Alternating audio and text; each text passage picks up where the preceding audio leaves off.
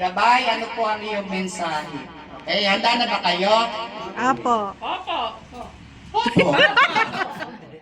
Sabihin niyo sa inyo katabi, kapatid. Kapatid! Huwag mo muna akong uuntahin. Huwag mo muna akong uuntahin. Makikinig ako. Makikinig ako. Ang mensahe ni Gabay. Mensahe ni Gabay. Itiko mo. Itiko mo. Muna. Muna. Ang bibig mo. Bibig mo. Pwede ba yun, Jenny? Okay.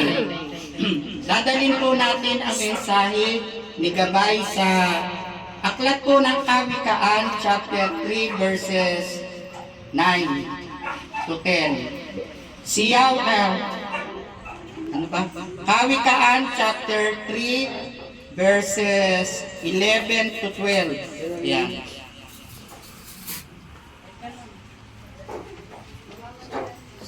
Sterlisa, ka na. 10 minutes lang ako. Halika muna. Kaya ka magtiwala buong puso at lubusan at huwag kang mananangan sa sariling karunungan. Siya ay santuningin sa lahat ng iyong balak at kanya kang itutumpak sa lahat ng iyong lakad. Okay. So yan ang mensahe ng Gabay. Unahin natin. Sabi rito sa unang binasa, kaya ka Tiwala. ano? Kaya ka Tiwala. Narinig nyo ba? Yan yung the word magtiwala. Amen. Amen. Oo. Sabi roon, Emi, mayroong inuutos. Ano ang utos? Magtiwala. Ngayon, may inuutos, kanino ka magtitiwala? Kaya. Sinabi ba dito sa Biblia, magtiwala ka, Emi, sa sarili mong lakas? Ganun ba sabi? Sinabi ba, Sister Carol, magtiwala ka, Carol, sa iyong pera? Sinabi ba rito sa ating binasa, magtiwala kayo sa inyong karunungan? Hindi. Ang sabi ng Bible, pagkatiwalaan mo, nagpapakilala kung sino, si Yahweh. Ibig sabihin, magtiwala ka araw-araw pagdating sa Diyos. Amen. Amen. Pagka lang magtitiwala sa Kanya doon sa panahon na nangangailangan ka, mas lalo mo siyang pagkatiwalaan doon sa mga bagay na mayroon ka. Amen. Marami kang pera. Salamat, Yahweh. Higit ako magtitiwala sa iyo. Malakas ka ngayon. Salamat, Panginoon. Higit ako magtitiwala sa iyo. Siksik-liglig umaapaw ang biyaya mo. Salamat, Panginoon. Higit ako magtitiwala sa iyo. Hindi kung kailan ka kapos, kung kailan ka mahina, kung kailan ka may sakit, kung kailan ka may problema, doon ka lang magtitiwala sa kakayahan ng Diyos. Hindi. Kundi bagkos kung kailan ikaw ay nandoon sa lagay na napakagandang buhay, higit kang magtiwala sa Diyos. Eh bakit ko ba pagkakatiwalaan ang Panginoon? 5 bagay ang gusto kong ipaliwanag kung bakit kailangan mong magtiwala sa Diyos. Una, iniisip ka ng Diyos araw-araw. Alam niyo ba to? Araw-araw daw. Sister, araw-araw. Kahit di mo iniisip ang Diyos, araw-araw, ang Diyos nag-iisip sa iyo araw-araw. Amen.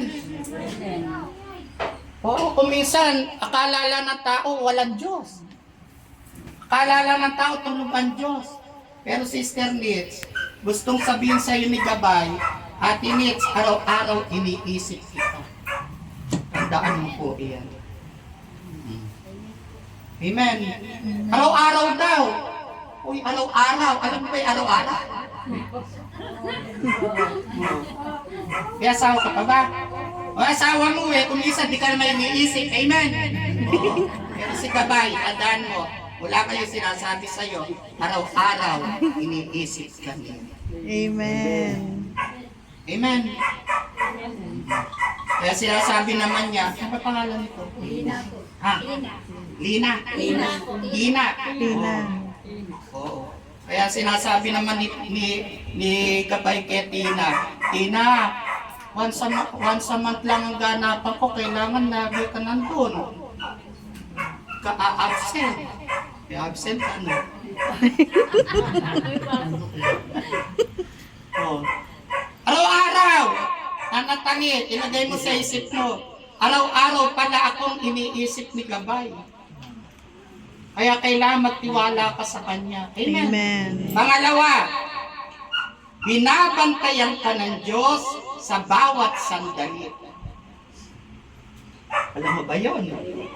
Binabantayan ka. Oh.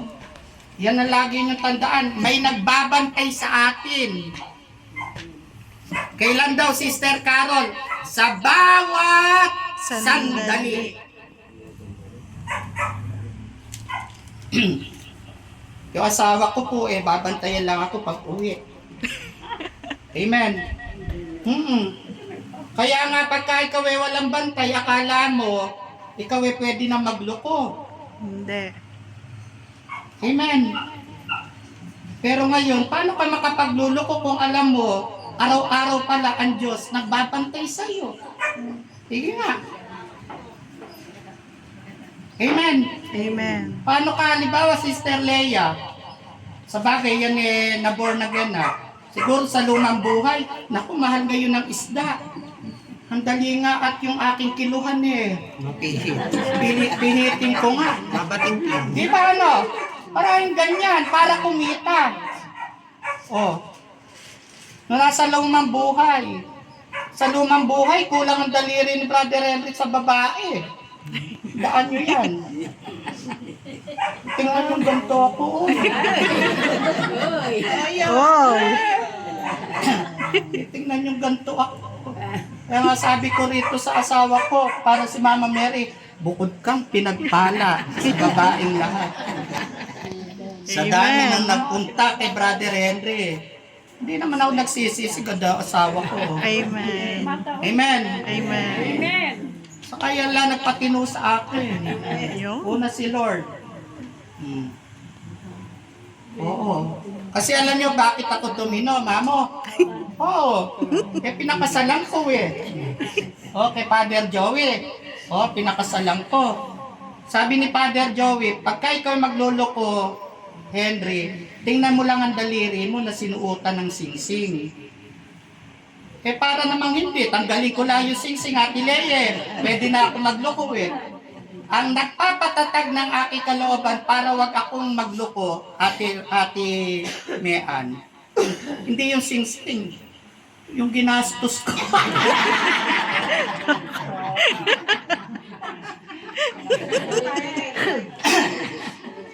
Pag iniisip ko yung ginastos ko, may gastos din naman siya. Parang hindi na pwede magloko ginastosan ko yung babae na rin para lang mapunta sa buhay ko, tapos magluloko ako.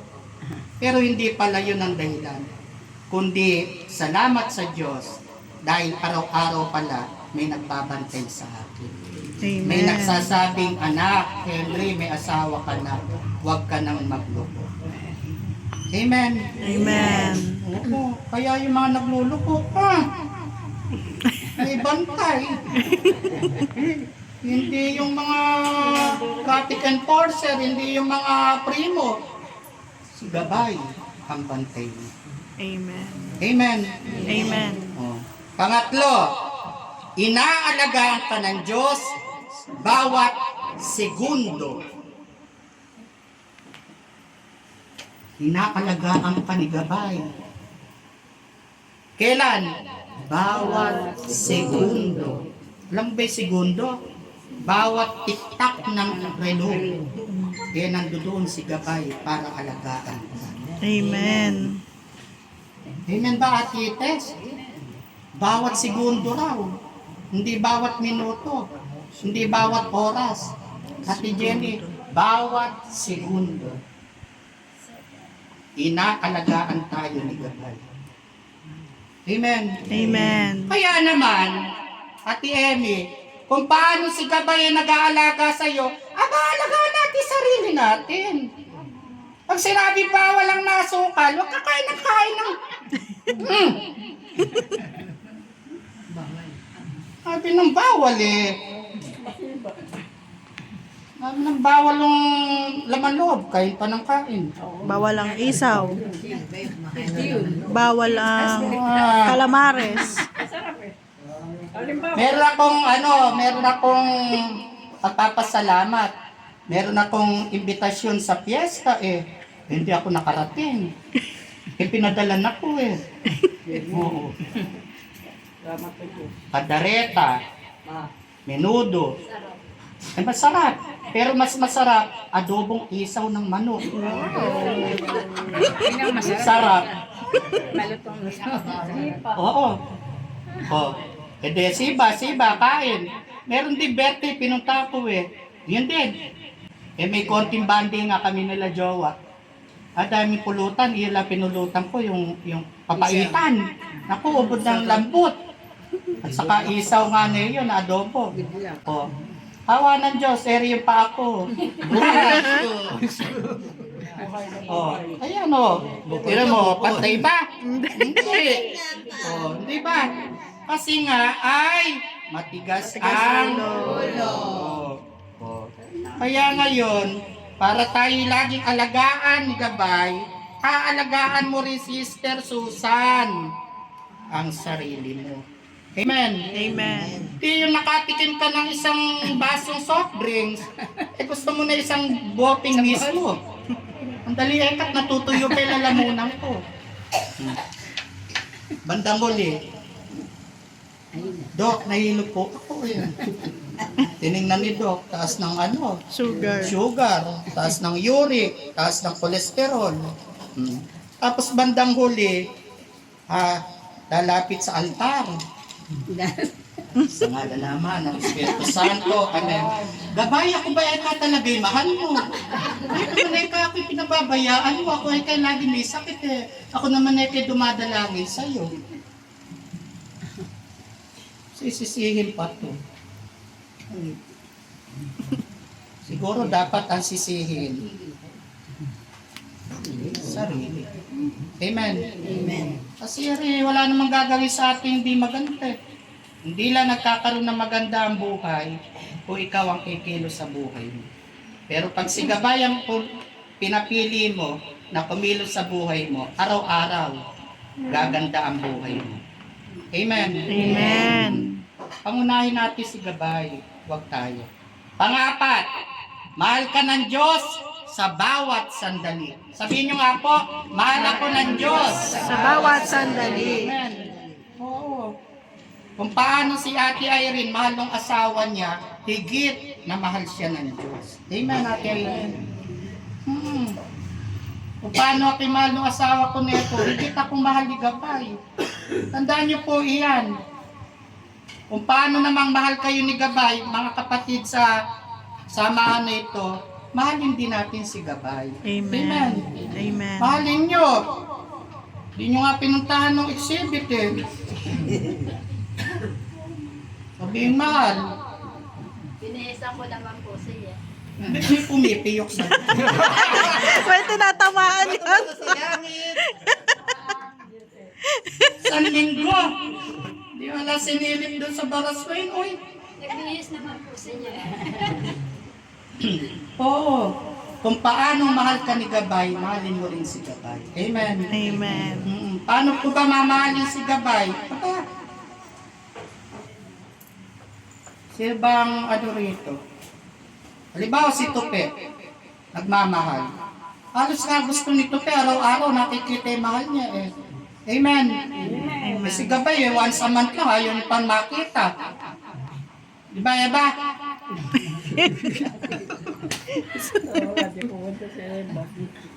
Kumahal niyo si Gabay, once a month, pasyalan ninyo siya. Amen. Amen. Oo, dito lang naman, Talaban, sansakay ka lang, nandito na.